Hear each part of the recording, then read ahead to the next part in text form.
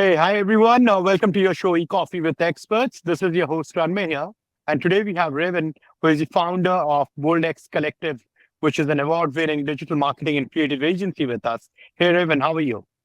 Hello, Ramney. I'm good. I'm good. I'm excited to be here. How are you doing? All good. Yeah, can't really complain. Great.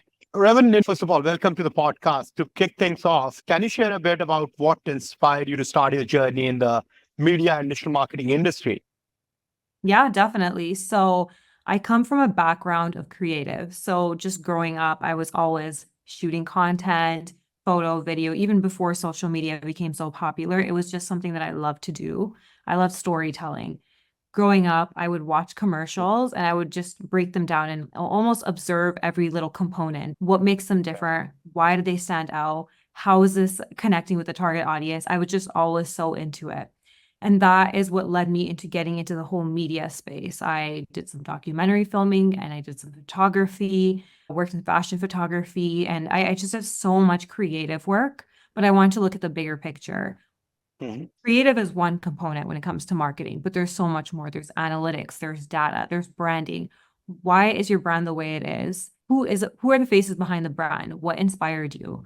I like to know everything. I want to dig deep and know the bigger picture and just be a part of that and bring something amazing to life. So that is what got me into the whole media space, the creativity, the growth factor, and the fact that there's just so much to learn and so much that you can do when it comes to branding and marketing. There's just such a big opportunity out there. Absolutely. Talking about branding, Raven, has it happened with you? You would be speaking with a lot of business owners to understand their brand vision. Why did they start and what has been the journey and all that stuff, right? So during the discovery sessions, did you have experienced this wherein you ask an agency owner what was the problem statement which you thought of when you started your journey as an entrepreneur? Why did you start this business and all of that? Those getting back to drawing board questions, wherein they have really come up the mark and have not really kept a track of why did they start. And these questions which you share or ask to them during those discovery calls or sessions, that kind of you know again wakes them up and they go back to the drawing board and seek those answers and then come back to you. Does this happen with you? All the time. It happens to me and it happens to my clients. So it's Right. one really important thing that I feel a lot of people forget is when it comes to your brand, people forget why they started the brand in the first place. I think it's so important to always remember why you started that brand, what your values are, and what problem you're solving for your consumer. Because that, at the end of the day, you start a business because of your values and what you bring to the table that is different from everyone else. So to me, it's really important to always go back to the basics, remember where your brand came from, why you started it, always have that messaging around you. Even in my office, when it comes to like in my whole studio, we have branding items everywhere. So we always remember, what do we do? Why do we do it? What problem are we solving? And what are our values as a company? So it's important to always just go back to the drawing board, remember that when it comes to anything that you do, so you always remain on brand. Absolutely. Probably this is the story that we all marketers go through when we speak with business owners, isn't it? Definitely. Yeah. How about you? Do you face that all the time? Do you ever go back to the drawing board and you're like, okay, let's think about the brand, think about the messaging, all of that? Yeah, absolutely. A lot of times this happens wherein while that statement is there in terms of every brand has its own statement of positioning, but if you talk about real hard questions as to why did you start this business in terms of, while again, we're talking about revenue, we're talking about traffic and all of that. Maybe from a marketing perspective, we talk about traffic and traction, footfalls, get your phones ringing. And from business standpoint, again, revenue and brand positioning and all of that. But what is that thing that differentiates you from your immediate competition, right? Who's into the same niche, or what is that problem that you're solving for your customers or for your target audience, right? And a lot of times, I'll tell you, Raven, while we're targeting that blue ocean out there, in terms of which we have not touched base, we talk about our target audience and all that stuff as marketers. We also do it, right? We what we forget is to track our existing customer base. For Why sure. did they buy your product? Why did they buy your service? Why are they using your service for, let's say, 2 years, 3 years, whatever time, right? What did they see different in you versus your competition, because of which they choose you over your competition, right? For And sure. at times, in terms of the vision of targeting the blue ocean out there, we then miss out in terms of our existing customer base because that is the USP that you already have, right? You're Mhm. trying to build new, but that is the USP that you already have because of which you have that already existing customer base. So all of this, there are a lot of stories around this, and a lot of business owners then go back to the basics, like you mentioned, and then come back with those responses for us. It's a fun activity as well, because then again, we all go back to those days where and how they started, why they started, and get all those answers to those questions. Yeah, definitely. Right. Yeah, it's so important just to always remember why you started what you do. Because at the end of the day, any campaign you build, it has to be around surrounded with that message in mind. Like clients, they stuck to us for a reason, and you have to continue. You still have to take care of the clients you already have while bringing in new Right. clients, nurturing leads. But yeah, again, I always keep everything on brand. Branding is so important, and we do that for our clients. We do it for ourselves, and every brand should be doing that too. Lovely, lovely. Now, coming to the personal front, Raven, your career spans to a variety of roles from art director to marketing coordinator, right? How did these diverse experiences shape your approach to founding BoldX Collective? Good question. So I've worked in a lot of different areas when it comes to media. So I have worked as a creative director. I've done some documentary filming. I've Mhm. done a lot of production work over the years, photography, retouching, social media advertising, social media marketing. My scope has been very large. And because of this, I feel like I look at marketing from a different perspective. When it comes to looking at a brand, I start from the beginning. What is this brand? What do they do differently? What are their values? What are they solving for their client? And then from Mhm. there, I try to understand what the business is and how it works. What are your differentiating factors? Who is your target audience? How do they connect with you? What platforms do they use? I like to look at every little component, and I feel like my diverse background helps me do that. Because if you're only looking at it from one point of view, which is, I guess you can say the creative, then you're missing out on so many other important components. And when we started the agency, so my partner, he's a strategist and All he right. has a background in business and in branding. And my background comes from creative and content and social media. So combined, we both brought our expertise, and from his side, looking at the strategy side, building strategies from scratch and really understanding what a brand needs and what a brand is lacking versus what they have and what's working. He knows how to break down all of that. Then he comes to me with all of this research, all of this information, because everything needs to be Uh-huh. research backed. So Absolutely. from there, my side of the team, we come up with ideas, creative campaigns. We try to figure out what we can do differently. What is a good, bold approach that we can take? And then, of course, we measure as we go. We look at the data, we look at the numbers, see where everything is working. But our approach, we're Bulldogs Collective for a reason. Everything we do, we want to make it bold. We stay away from any mediocre marketing. We're always thinking creatively. Yeah. So I like to tell everybody creativity is in our DNA. We are Uh-huh. very creative people, but we're also very analytical. So coming from a creative background and having somebody in a strategy realm, coming together, I feel like it's created something pretty beautiful. Lovely. And it is a deadly combination, Raven, right? That you have with your partner, branding, strategy, operations, all of that. So you are a deadly combination for sure. Talking about, you touched upon content. So with content, with all the AI automation coming up, what is your take on, I would not say chat GPT, but overall for the AI evolution that has happened in the recent past? I love this question. So I'm going to share my take and then I want to get your take as a marketer as well. Hmm. So I think AI is amazing. I think it's amazing. There's a way you need to be strategic with how you use it. Absolutely. Typing a question and asking it to write a whole blog for you and copying and pasting that blog is not the right way to use AI. Yeah. Instead, I say use AI for different reasons. Use it for your research. It's almost like having an assistant. I feel like I have an assistant with me all the time helping me out. And ChatGPT is one of them that has been the most amazing one for me. I love using ChatGPT. It's really good for research. I know there's so many more out there. I just always get drawn to ChatGPT first before anything else. So AI is amazing for me just because it helps me come up with content ideas. It helps me answer some questions for specific industries because I like to research thoroughly when I'm working on a client's marketing strategy and implementing the strategy. It's really important to know every little thing. If it's a skincare brand, I will make sure I know everything I need to know about the skincare that they're focusing on. ChatGPT is very helpful when it comes to those things.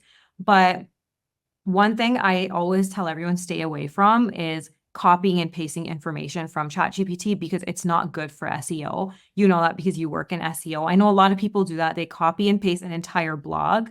One, it's not good for SEO because it's not original content. You have no opinion. The thing that differentiates us as humans is the fact that we have that human emotional intelligence. ChatGPT doesn't have that. So ChatGPT, it can try to be a human by having like emotional responses, but when it comes to actual emotional intelligence, that's something that humans have that ChatGPT just simply doesn't have, or any other AI app. We think from our minds, we think from our hearts. We're different. We think with emotion. So when it comes to connection, that comes from a human. So that's something that AI can't replicate, and that's why I'm not scared of AI. I'm embracing it to my advantage. And I think everyone should. Don't be scared of AI. Embrace Right. it as much as you can. But just remember, you're a human at the end of the day. You have a different outlook than AI will. Absolutely, absolutely. As long as you're using it as an enabler in your processes, it actually works. Very good example given by you in terms of if you want to do some research and get some facts, that is where AI kind of kicks in. But it is not the final product, at least not now. And it cannot really track down the emotional question, like you mentioned. A humanization of content is very important. That is what we speak in our agency to our content team, that the consumption of content is still being done by a human brain or a mind and Yeah, heart to make that final decision to buy a product or use a service. So that brand storytelling impact is only gonna come in by the human side of it when you're writing that content, right? for So sure. as long as AI can obviously assist you, if you have some task at, let's say, to deliver at 4, it's already 3 p.m. We have not we just got reminded of it. It gives you a head start, right? Just put in, what 10 top 10 stuff of whatever domain. Then it gives you some numbers, some facts. So it gives you a head start, but you have to put in your brain and mind to prepare that final PPT to be submitted at 4 p.m. So For sure. humanization of whatever you're doing with AI is very important.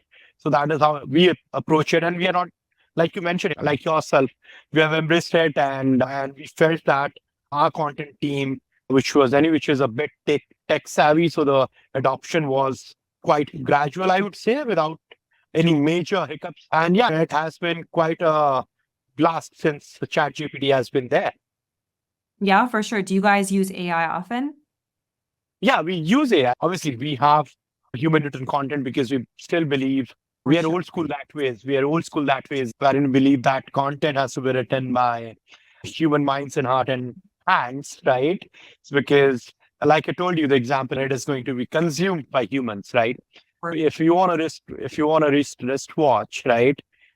You are the person who's going to make that decision, not a robot for you. Exactly. So you would only relate to a brand, a new brand for that matter, if you get to their storytelling in terms of how do they make watches, how their journey has been, how did they start, who the owners are, what is their backstory and all of that. If you want to purchase something which is not a regular buy for you, even if it is, yeah, but it's your mind and heart who's going to, that is going to make that decision. So it's very important to have the content written by humans. We are old school that way. Yeah, and I hope it stays that way because authenticity in 2024, it's everything. Yeah, Authenticity is so important, and the expertise that you offer, that's based on your real life experience. Anything I write about 200%. marketing, about branding, about social media, that's all my experience. It's things that I have learned over the years. It's things I do for my clients, and that's my own expertise that I'm sharing with you. And the same goes for all of the people that write blogs. Their expertise is what differentiates themselves. Anyone can write a blog about 5 great digital marketing strategies you can try, but how about some examples? How about some case studies that you actually Yeah. did? What are you doing that makes you different from everybody else? It's all about being authentic, and showcasing your expertise is a great way to be authentic because you're showcasing who you are and what you do. So authenticity, that's my favorite thing about 2024. Lovely, lovely. Great, Raven. Starting your own agency is not an easy decision, right? Or the journey again is very difficult, right? Like we were talking about it in the green room initially to keep the lights on. You do a lot of stuff and I pick up a lot of projects and hustling your way through, right? And you have clearly made it right now. What, if I were to ask you, what was that initial vision for Bold X Collective because of which you started your agency? And how has that vision evolved over the past 6 odd years that you have been in business? So there's a lot of different things that I'm going to share. So I will start with when we first started. So we first started because I was specializing in content, social media, creative strategy, video production. My partner was specializing in strategy, branding, business operations. We came together because we were both looking at the bigger picture. I was like, I want somebody who understands the whole business side, the whole strategy side. And he was like, I want somebody who understands the creative side, the social media, the trends, somebody who has that eye for aesthetic and understanding what people like and what they want to see based on your target audience. So collaborating, we decided to work together. And from there, we made some killer campaigns and clients were loving it. And then the pandemic happened. So Hmm. when the pandemic happened, we had this one specific client, and this client, like him telling a story to us was very eye-opening. He was telling us that his business was in the sign industry, and he was like, every day we have to go all around the country and we have to remove signs because people are closing down their businesses during the pandemic because they couldn't find a way to keep their doors open. And then when we would go to different businesses and try to understand why they had to close their doors, a lot of the times it's because they're marketing. They didn't know how to adapt. They always stuck to Yeah, traditional marketing, not digital marketing. They only knew traditional. They knew giving out flyers to people. You couldn't do that anymore. They knew how to go door to door. You couldn't do that anymore. The pandemic right. stopped all of that for you. So what do you do in those situations? That's where people like us, digital marketers, come in because we look at everything from a different perspective. You have a location, you have to pay rent, and you're struggling because you can't have people coming in. Do something different, adapt. Maybe you can start something digital. Maybe you can do something completely different, like something with e-com. But the whole point is you need to find a way to differentiate yourself when you can no longer focus on those traditional marketing approaches. So that's just what we did during the pandemic.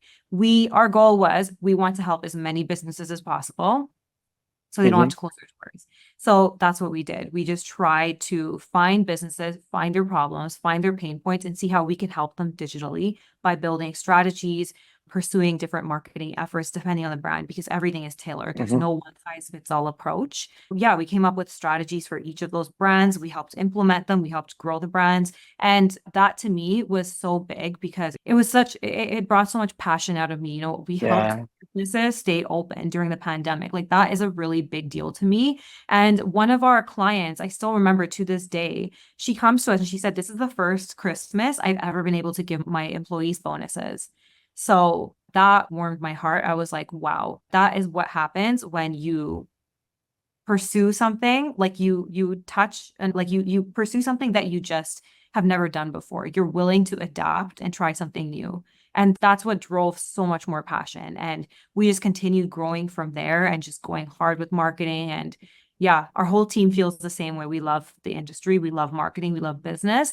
And most importantly, we love to help brands grow. There's something just so thrilling about seeing a brand grow. I'm sure you feel the same way being in marketing. There's something like just seeing the results, seeing like 50% growth, and then the next year seeing 110% growth. Like there's something so thrilling about that feeling. You're just like, I did that. My team did that. I'm so proud. Yeah. Absolutely, 100% can relate to that, right? Those pandemic Yeah. stories, right? Great. Raven, coming from a branding perspective, since you are so much involved in on the branding side of things, the customer stories are really great, right? So give us one of your favorite client stories or successes, maybe any successful client story of yours. There's a lot. I'm trying to think of which Yeah, I'm specific sure. one. Yeah, there's quite a few. I'm just thinking of which specific one to focus on in this one. Let me think for a moment. I like to, we're very confidential with the specific client story, so I can give a general Yeah. story about how we helped a brand. So there is one specific brand we worked with for several years, and we were their video production partners. And because of video production, we were able to grow their business in a whole different way from what they've done in the past. They always stuck to traditional marketing. It was always cold calling. It was always going door to door, like business to business. Like it was so much of traditional. And I told them one day, I was like, you guys need to try something different. Let me help you. This was years ago. And they were like, okay, what do you want? What do you want to do that's different? What can you bring to the table that's different? I said, creative. We need to do something that's going to connect with your target audience. We need to come up with some new strategies. So mine was to go on the creative route. Let's see what your customer's problem is, and let's explain how we can solve it with being creative and coming up with creative campaigns. So they brought me on, like my agency, on as a video partner. So from there, we produced so much video on a consistent basis, and people started to recognize them. People started to love the video. So they were getting a lot of sales from there. They were getting a lot of leads. Their website traffic had tripled within the first 5 months of doing video production. So there's something different. There's something so different about video and being able to connect with somebody. Look, we're doing a video interview right now. We could have just done it off Zoom, but it wouldn't have been as impactful because video has such a connecting factor. You get the chance to actually showcase what you do, talk about what you do, talk about what you love, showcase your authenticity. Like we're being authentic here. We're talking about what we do, what we like to do, things that we do differently. So that is what we did through video production. And from there, the business just started to grow and grow because they embraced a new tactic, which was creative. And people really connected to that. Their audience loved it because they're like, nobody else in the industry is doing what you're doing right now. And this is before video got so huge. So now they're killing it. So video, it makes a really big difference. I'm obsessed with video production, and I'm always whether you're a B2B brand or you're a B2C brand, you have to remember at the end of the day, you're selling to a human. You're not selling to a robot. You're not selling to a business. You're selling to the humans within that business. So be able to know your face and connect with people in that way. You do it right now with your podcast, and we're having a conversation. So video is in. Absolutely. 100%. I completely agree with you on that one. Great. Yeah, Raven. This has been a brilliant conversation, but before I let you go, I'd like to play a quick rapid fire. I hope you're game for it. Let's try. All right. Your celebrity crush. Celebrity crush. Oh, tough one. I'm going to say a female because I love Mila Kunis. She's my favorite actress ever. She's authentic. That's my favorite thing about her. All right. Authenticity and 2024. Right. Exactly. Great. Your last Google search. My last Google search, honestly, likely marketing. Something with marketing. I was looking up some marketing trends. All right. Where do you find Raven on a Friday evening after office? Friday evening after office, honestly, I hang out with my dog, and sometimes I'll play a little bit of music. Okay. What do you do with your first paycheck, Raven? First paycheck of your life? First paycheck of my life, I went to the store, or first I went to the bank, deposited the money, withdrew the money, and went shopping. All right. First time I ever went to shopping. All right. Lovely. Not really any further, Evan. But before we sign off, for our audiences, for our listeners, you have clearly made it in this digital marketing space, right? What is that one piece of advice that you want to give to our listeners today who are hustling their way through to make a mark in the space or trying to start their entrepreneurial journey? So there are two different things I would say. So the first one is obviously keep it going. You never stop. There's going to be some times where you may not get as many clients and customers. Sometimes in the beginning, could be years into your business, but you always need to be strong and you always need to find a way to adapt. You need to know what's trending. When you're in business, you need to know what's trending at all times. So keep learning, keep going, remain positive at all times. When it comes to pursuing marketing services, understand that it takes time to get results. Marketing, you're not going to see results in 1 month. It just like SEO, it takes any from 3, 4, 5, 6, 7, 8 months, depending on the keywords that you're ranking for. It takes time to see results. You need to keep it going. Don't do it for 1 month and stop. That's not how it works. You need to keep going with marketing. If you want to remain at the top or you want to see results, you need to keep going. Every brand, doesn't matter what industry you're in, Marketing needs to be a consistent effort. You need to put in the effort and you need to budget for marketing. So always invest in marketing and don't stop. Lovely. Great, Raven. Once again, thank you so much for taking out time to do this with us. Really appreciate it. Yeah, cheers. Thank you for having me. And I hope you have a great rest of the day. Enjoy your coffee. Sure. Cheers, Raven.